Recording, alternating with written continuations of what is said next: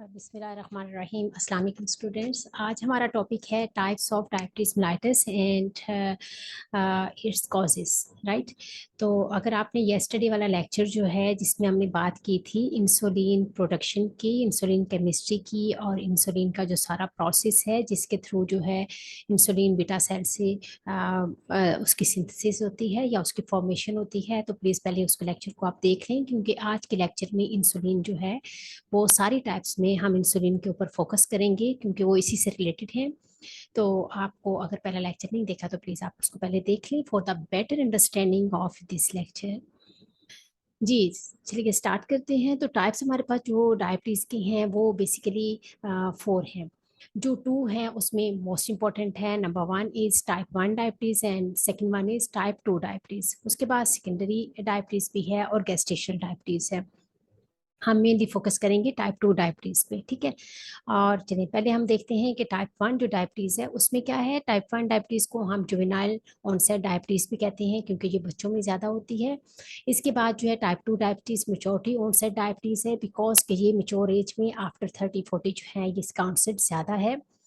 और सेकेंडरी जो डायबिटीज़ है ये इनडायरेक्ट कॉज की वजह से, जैसे पेनक्रियाटेक्टमी पेशेंट की हुई है तो उसकी वजह से हो सकती है गेस्टेशनल, जो कि ड्यूरिंग प्रेगनेंसी होती है। चलिए वन बाय वन अब हम इनको डिटेल में देखते हैं। तो जैसे आपको आइडिया है प्रीवियस लेक्चर में आपने इस चीज़ को अंडरस्टैंड कर लिया है कि हमारे पास जो पेनक्रियास के अंदर आईलैंड ऑफ लैंगरहैंस है उसके अंदर बीटा सेल्स हैं। जो बीटा सेल्स का क्या फंक्शन है, वो इंसुलिन की प्रोडक्शन कर रहे हैं। इंसुलिन जो है वो प्रोड्यूस हो रही है। इंसुलिन प्रोडक्शन होने उसका क्या काम है, इंसुलिन का, इंसुलिन जो है उसने हमारे ग्लूकोज जो है ब्लड स्ट्रीम में उसको रेगुलाइज करना है, उसको नॉर्मलाइज करना है, राइट, उसको हैंडलिंग करनी है। तो वो किस तरीके से करनी है वो हमारे लास्ट लेक्चर में भी है और नेक्स्ट में हम थोड़ा सा इसको देखेंगे। ओके जी, तो इंसुलिन प्रोडक्शन हुई। इंसुलिन प्रोडक्शन जो है वो बीटा सेल्स जो हैं वो हमारे पास है नहीं, दैट्स वाई इंसुलिन की प्रोडक्शन नहीं हो रही है। इंसुलिन प्रोडक्शन ना होने की वजह से जो हमारे ब्लड स्ट्रीम के अंदर ब्लड शुगर लेवल जो है वो बढ़ गया है, उसे हम कहते हैं टाइप 1 डायबिटीज या फिर इंसुलिन डिपेंडेंट डायबिटीज। उसके बाद जो है दूसरी टाइप 2 डायबिटीज़ है। इसमें क्या होता है, इसमें जो है बीटा सेल्स का लॉस तो नहीं है लेकिन रेसिस्टेंस डेवलप हो गई है, जिसकी वजह से एबनॉर्मल इंसुलिन जो प्रोडक्शन हो रही है, नॉर्मल भी हो सकती है और ज़्यादा भी हो सकती है उसका लेवल, दैट्स वाई हम इसको एबनॉर्मल प्रोडक्शन कह रहे हैं। तो उसकी वजह से क्या होगा कि हमारे हमें जो डायबिटीज़ होगी उसको कहेंगे टाइप 2 डायबिटीज़, ठीक है। नेक्स्ट हम नेक्स्ट स्लाइड्स में इनको डिटेल में देखते हैं। जी, टाइप 1 डायबिटीज़ जो है इसको प्रीवियसली हम इंसुलिन डिपेंडेंट डायबिटीज़ मेलाइटिस भी कहते थे और इसको जुवेनाइल डायबिटीज़ भी कहते हैं और टाइप 1 डायबिटीज़ भी है। तो ये तीनों एक ही डायबिटीज़ के नाम है जो कि टाइप 1 डायबिटीज़ है। और इसमें क्या है, absolute deficiency of the insulin है, बिकॉज यहाँ बीटा सेल्स की टोटली डिस्ट्रक्शन हो गई हुई है। डिस्ट्रक्शन होने की वजह से क्या है कि यहाँ इंसुलिन की बिल्कुल प्रोडक्शन नहीं हो रही, जीरो प्रोडक्शन है। दैट्स इस वजह से हम इसको कहते हैं कि यहाँ absolute deficiency of the insulin है। इसका इंसिडेंट, इसका जो प्रेवलेंस है वो 5 to 10% है अमंग डायबिटीज मेलाइटिस। जो डायबिटीज के केसेस आते हैं उसमें 5 to 10% जो है वो केसेस क्या हैं, डायबिटीज टाइप 1 के होते हैं।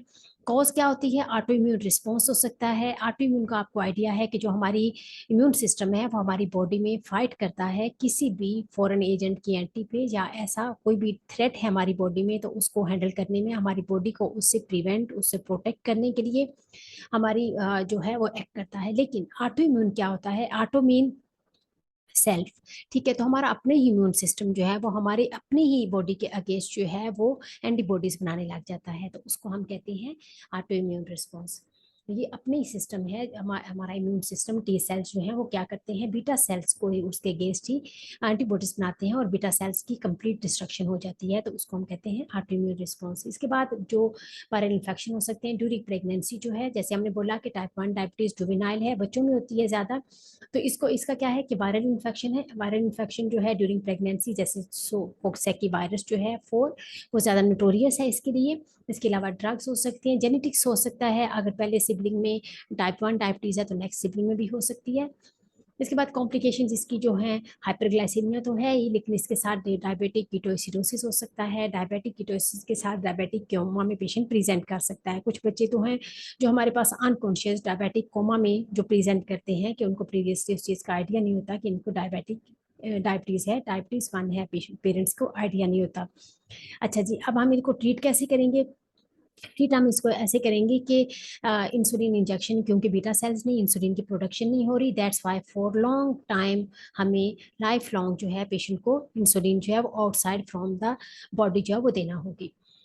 ओके जी, टाइप 2 डायबिटीज जो कि टाइप 2 डायबिटीज जो है ये इसे नॉन इंसुलिन डिपेंडेंट डायबिटीज भी कहते हैं, बिकॉज के यहाँ इंसुलिन तो बन रही है लेकिन माइट भी इंसुलिन कम है, जितनी हमें चाहिए उससे कम है, या फिर ये है कि नॉर्मल प्रोडक्शन हो रही है, यहाँ तक कि इंसुलिन की प्रोडक्शन जो इंक्रीज हो रही है और इसके बावजूद जो है वो पेशेंट को डायबिटीज है।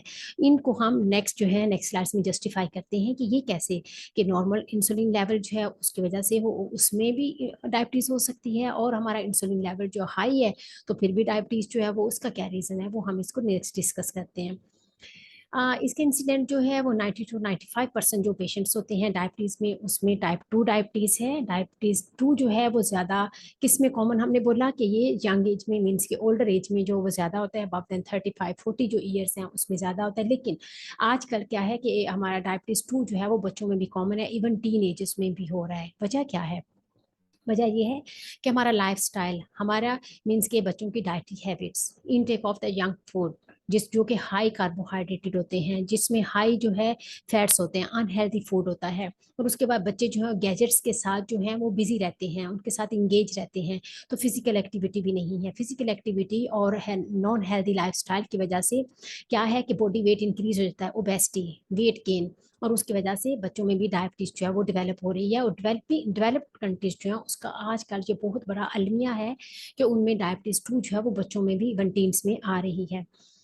उसके बाद है लाइफस्टाइल, जो हमारे पास पेशेंट्स हैं जो कि ओल्ड एज के हैं या मेच्योर एज के हैं, उनमें लाइफस्टाइल चेंजेस से ही यही कि डाइटरी उनकी हैबिट्स क्या है, lack of exercise, lack of physical activity, sedentary lifestyle, sitting jobs, ये चीज़ें जो है ये वेट गेन करेंगी, और वेट गेन करने ओबेसिटी की वजह से डायबिटीज जो है वो, स्ट्रेसफुल लाइफस्टाइल, फैमिली हिस्ट्री अगर पेशेंट की है तो एक स्ट्रॉन्ग ये फैक्टर है जो कि अगर पेरेंट्स को है तो बच्चों को हो सकती है, बहन भाइयों को है तो दूसरों नेक्स्ट जो हैं बच्चे उनको भी हो सकती है। उसके बाद इन्फेक्शन जो है, इन्फेक्शन हो सकता है जिसकी वजह से, जैसे कि आपके जो पेनक्रियास है उसका इन्फेक्शन होने की वजह से जो बीटा सेल्स हैं उनकी डिस्ट्रक्शन हो जाती है। आल दो टोटली डिस्ट्रक्शन नहीं होती, लेकिन जो बीटा सेल्स की अमाउंट कम होने की वजह से हमारे इंसुलिन की प्रोडक्शन कम हो जाती है, तो उसकी वजह से डायबिटीज हो जाता है टाइप 2। उसके बाद है ड्रग्स वगैरह, जैसे ग्लूकोकॉर्टिकॉइड्स हैं, ये भी इन्फ्लेमेशन कॉज करते हैं बीटा सेल्स की, जिसकी वजह से उसकी इंसुलिन की प्रोडक्शन कम हो जाती है। तो इंसुलिन, ब्लड शुगर और डायबिटीज 2 का आपस में क्या रिलेशन है? इंसुलिन जो है वो की प्लेयर है डायबिटीज 2 में। नॉर्मली क्या होता है, फर्स्ट ऑफ ऑल जैसे जो प्रीवियस लेक्चर है उसमें आपने देख लिया है कि हमने इंसुलिन की प्रोडक्शन कैसे हुई है और कैसे उसको ट्रिगर किया गया है। फर्स्ट ऑफ ऑल ये आपने देखा कि आपने फूड लिया, फूड के बाद आपका ब्लड शुगर लेवल जो है वो इंक्रीज हुआ, ब्लड शुगर लेवल इंक्रीज होने की वजह से वो सिग्नल देता है पेनक्रियास को कि वो इंसुलिन जो है वो रिलीज करे। तो क्या होता है कि बीटा सेल्स जो है उनसे इंसुलिन जो है वो रिलीज होती है, रिलीज होने के बाद ये जो है इंसुलिन एज अ की काम करती है अपने रिसेप्टर्स के ऊपर, और सेल्स जो हैं उनका जो इंसुलिन के रिसेप्टर्स के ऊपर इंसुलिन बाइंड होती है तो सेल का डोर ओपन होता है। डोर ओपन होने की वजह से जो ग्लूकोज है वो सेल के अंदर जो है वो एंटर होता है, और सेल इसको एनर्जी के लिए यूज करते हैं। अब जब उनकी रिक्वायरमेंट पूरी हुई और उसके बाद जो बाकी इंसुलिन हमारे पास शुगर जो है, ग्लूकोज जो है एक्सेस जो बाकी बचा, उसको इंसुलिन ने क्या किया, उसको स्टोर कर दिया लिवर में, एडिपोज टिश्यू में, और उसके बाद किस में, मसल्स में। तो उसको स्टोर कर दिया ताकि नेक्स्ट जो है इमरजेंसी फ्यूल के लिए, जब स्टारवेशन हो या जो है एनर्जी कंजम की प्रोडक्शन के लिए उसको यूज किया जाए। ओके जी, तो फिर क्या होता है कि जब आपका शुगर लेवल नॉर्मल होता है तो इंसुलिन जो है वो उसका लेवल जो है वो डिक्रीज हो जाता है। तो ये हमारा एक नॉर्मल साइकिल है, राइट। तो क्या हुआ, फूड फूड लिया, शुगर लेवल हाई हुआ, बीटा सेल से इंसुलिन रिलीज हुई, इंसुलिन रिलीज होने के बाद जो इंसुलिन है उसने की और की ऐसा की काम किया अपने रिसेप्टर्स पे, और उसके बाद जो आपके सेल्स हैं उनके अंदर जो ग्लूकोज एंटर हो गया, बाकी ग्लूकोज जो उसको स्टोर कर दिया गया मुख्तलिफ जगहों पे, और स्टोर करने के बाद आपका इंसुलिन का लेवल डिक्रीज हो गया, तो और शुगर का लेवल नॉर्मलाइज हो गया। तो इसको हम कहते हैं ये हमारा नॉर्मल साइकिल है।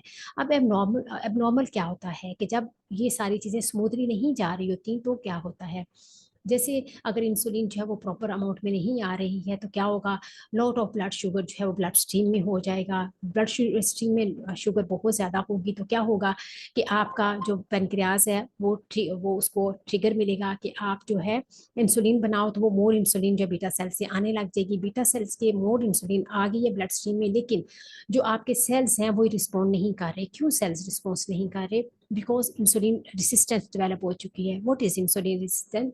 इंसुलिन रेसिस्टेंस ये है कि आपके सेल जो हैं वो आपके जो रिसेप्टर्स हैं सेल के ऊपर इंसुलिन के, वो इंसुलिन को रिस्पॉन्ड नहीं कर रहे। ये की जो है इंसुलिन ये अपने रिसेप्टर अपने लॉग पे आके जो है वो बाइंड नहीं हो पा रही।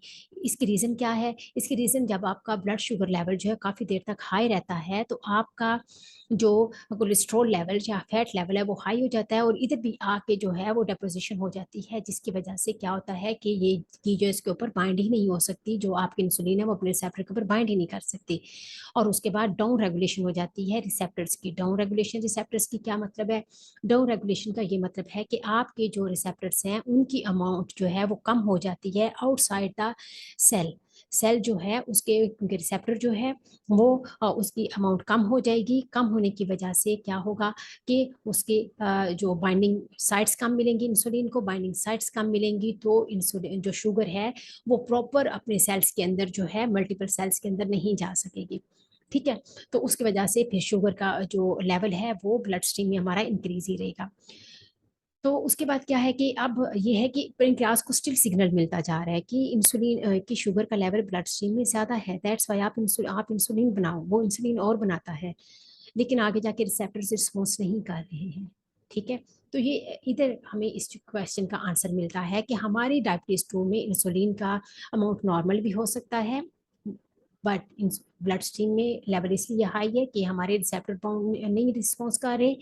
सेंसिटाइज जो रिसेप्टर्स हैं वो रेसिस्टेंट हो चुके हैं, या फिर ये है कि जो उनकी डाउन रेगुलेशन हो चुकी है। जो रिसेप्टर्स है वो इनसाइड द जो है आपके सेल्स वो चले गए हैं, और आउटसाइड उनका बाइंडिंग जो साइट है वो नहीं अवेलेबल। दैट्स वाई अब ये है कि उसी की वजह से रिस्पॉन्स नहीं मिल रहा, लेकिन पेनक्रियास स्टिल बनाता जा रहा है, तो उसकी वजह से इंसुलिन का लेवल तो हाई है ब्लड स्ट्रीम में, लेकिन ये कि शुगर का लेवल भी हाई है। और उसी वजह उसकी रीजन क्या है कि आपका जो रिसेप्टर्स हैं वो उसको रिस्पॉन्ड नहीं कर रहे। तो इस वजह से डायबिटीज 2 में जो हमारा इंसुलिन है एक तो डेफिशिएंट अमाउंट में है, जब हमारे पास हो सकता है जब हमारे पास बीटा सेल्स कम है, जिसकी वजह से इंसुलिन का लेवल कम है तो डायबिटीज 2 हुआ है। या दूसरी बात ये है कि रेसिस्टेंस डेवलप हो चुकी है, बॉडी रिस्पॉन्स नहीं कर रही, जो आपके सेल के ऊपर रिसेप्टर्स हैं इंसुलिन के वो आपको रिस्पॉन्ड नहीं कर रही। दैट्स वाई ये हो गया है कि आपकी ब्लड शुगर लेवल जो है वो स्टिल इंक्रीज हो रहा है। तो इंसुलिन रेसिस्टेंस सीडीसी के अकॉर्डिंग टू एक इसका बैड न्यूज़ है या थ्रेट कहना चाहिए कि हमें इंसुलिन रेसिस्टेंस डेवलप हो रही होती है हमारी लाइफस्टाइल की वजह से, हमारी लैक ऑफ एक्टिविटी की वजह से, स्ट्रेस की वजह से, लेकिन हमें इसका आइडिया नहीं होता जब तक एक फुल फ्लैज जो है वो डेवलप नहीं हो जाती डायबिटीज। डायबिटीज जब फुल फ्लैज होती है तो उसमें यह है कि पोलिटिप्सिया, पोलीफेजिया, पोलीयूरिया, ये सारे या अनएक्सप्लेन्ड वेट लॉस हो सकता है, डिलेड वुंड हीलिंग हो सकती है, वीकनेस और लेथार्जी हो सकती है। तो ये है कि आपका जो है इंसुलिन जो है वो लेवल हाई हुआ हुआ है, और इंसुलिन रेसिस्टेंस जो है इसका एक स्क्रीनिंग मेथड ये भी है कि आप बिल्कुल स्ट्रेट खड़े होते हो। स्ट्रेट खड़े होके अगर आप अपने फुट की तरफ देखते हो और आपका बेली जो है वो दरमियान में नहीं आता और आप फुट को देख सकते हो, तो इट्स मीन कि you don't have any insulin resistance. लेकिन आप खड़े होते हैं और आपका बेली दरमियान में आ रहा है और आपके पाँव जो है आपको नजर नहीं आ रहे, इसका मतलब है कि आपको इंसुलिन रेसिस्टेंस डेवलप हो रही है। तो ये एक स्क्रीनिंग मेथड है। इसके बाद आपको बाकी वर्कअप जो है वो करना होगा। नेक्स्ट हम जो वीडियो बनाएंगे उसमें हम डिटेल में बात करेंगे कि इंसुलिन रेसिस्टेंस कैसे डेवलप होती है, कैसे ओवरकम किया जा सकता है। तो इस तरीके से आप इसको देख सकते हैं कि हमारी टाइप 2 डायबिटीज में इंसुलिन का लेवल नॉर्मल है, फिर भी रिस्पॉन्स नहीं आ रहा रिसेप्टर्स की वजह से, इसलिए वो डायबिटीज 2 है। हाई भी हो सकता है इंसुलिन का level, but receptors is not working, receptors are not responding, that's why हमें डायबिटीज 2 है। टाइप टू टू जो है इसमें कॉम्प्लिकेशन जो है वो क्या हो सकती हैं, हाइपरग्लाइसीमिया हो सकता है ऑब्वियसली, और हाइपोग्लाइसीमिया भी हो सकता है। अगर आप इंसुलिन थेरापी या ओरल हाइपोग्लाइसीमिक ड्रग्स पे हैं तो फिर भी हाइपोग्लाइसीमिया हो सकता है। या ये कि लॉन्ग जो है लॉन्ग टाइम के लिए आपने फूड नहीं लिया तो हाइपोग्लाइसीमिया इस वजह से, क्योंकि हमारे पास जो स्टोर नहीं हुआ हुआ ग्लाइकोजन की सूरत में हमारे लीवर में, जो कि हमारा इमरजेंसी फ्यूल था, हमारे पास deficiency of the emergency fuel है। दैट्स वाई पेशेंट जब कुछ देर के लिए नहीं खाता तो वो कुछ नहीं इनटेक होता उसका, तो हाइपोग्लाइसीमिया हो सकता है। क्रोनिक कॉम्प्लिकेशन जो कि बहुत इंपॉर्टेंट है इसमें डायबिटीज 2 में, इसमें दो हिस्सों में इसको डिवाइड किया जाता है। एक है माइक्रोवास्कुलर लेवल पे और दूसरा है मैक्रोवास्कुलर लेवल पे।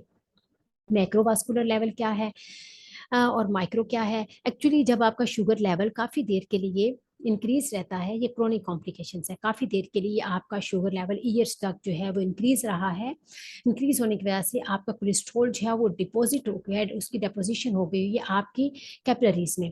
कैपिलरीज में हुई है तो उसको हम कहेंगे माइक्रोवेस्कुलर। स्मॉल कैपिलरीज में होती है वो रेटिनोपैथी कर सकती है, इवन के ब्लाइंडनेस बाद में हो सकती है, न्यूरोपैथी कर सकती है, और उसके बाद नेफ्रोपैथी हो सकती है, रीनल फेलियर की तरफ पेशेंट जा सकता है। उसके बाद मैक्रोवेसल, जब ये डेपोजिशन जो है ये हमारी लार्ज वेसल्स में होती है, जैसे कोरोनरी आर्टरी में होती है तो coronary heart disease, ischemic heart disease, myocardial infection हो सकता है, पेरिफेरल वास्कुलर डिजीज हो सकती है जिसकी वजह से आपका जो है गैंग्रीन वगैरह हो सकता है, डिलेड वुंड हीलिंग हो सकती है। तो इसकी रीजन क्या है कि बिकॉज के जो हमारी वेसल्स हैं उनके अंदर फैट डेपोजिशन है, जिसकी वजह से ब्लड सप्लाई पुअर है, तो पुअर होने की वजह से गैंग्रीन हो सकती है और स्ट्रोक हो सकता है। जी, सेकेंडरी डायबिटीज जो है वो उसका इंडायरेक्ट रीजन होता है, मीन्स के जब बीटा सेल्स बिल्कुल डिस्ट्रक्शन हो गई हुई है और डायरेक्टली उस पर इम्यून सिस्टम ने एक्ट किया था या फिर वायरस ने एक्ट किया था, जो जेनेटिक फैक्टर्स थे, तो उसको हमने बोला था वो टाइप 1 डायबिटीज है। लेकिन सेकेंडरी में क्या है कि डायरेक्टली तो उसके ऊपर नहीं है, लेकिन ये कि जो पेनक्रियाज है उसके अंदर बीटा सेल्स तो हैं लेकिन उसको इन्फेक्शन हुआ है, पेनक्रियाटाइटिस हुआ है जिसकी वजह से उसकी डिस्ट्रक्शन हो गई है। या फिर ये है कि बीटा सेल्स तो हैं पेनक्रियाज के अंदर, लेकिन पेनक्रियाज को कोई ऐसी, जैसे कैंसर हो गया पेनक्रियाज का तो पेनक्रियाज को रिमूव कर दिया गया पेनक्रियाटेक्टमी, ठीक है, तो उसकी वजह से क्या हुआ, जो डायबिटीज होगी उसको हम सेकेंडरी कहेंगे। इसकी वजह से जो है बाकी हार्मोनल सिंड्रोम जो है वो हो सकता है, जैसे पॉलीसिस्टिक ओवेरियन सिंड्रोम, तो उसमें जो है हमारा शुगर लेवल बढ़ जाता है तो उसको हम कहते हैं सेकेंडरी डायबिटीज।